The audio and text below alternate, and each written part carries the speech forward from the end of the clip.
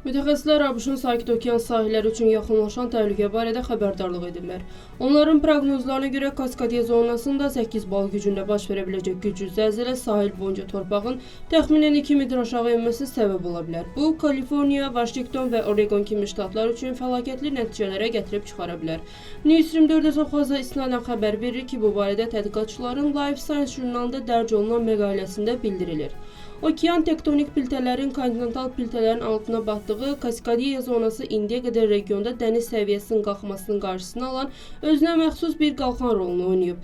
Lakin geoloji sübutların göstərdiyinə görə burada sonuncu böyük zəlzələ 1700-cü ildə baş verib və ondan sonra sahil xətti hər il 1-3 mm qalxıb. Ancaq cari 10 illiyin sonuna qədər qlobal istiləşmə nəticəsində dünya okeanın səviyyəsinin qalxma sürəsi Kaskadiyanın qalxma tempini üstələyəcək. Alimlər 8 bal gücündə zəlzələnin bugün baş verdiyi ssenarini modelləşdirərək onu 2100-cü ildə dəniz səviyyəsinin 0,4-0,9 metr qalxması gözlənilən vəziyyətlə müqayisə ediblər.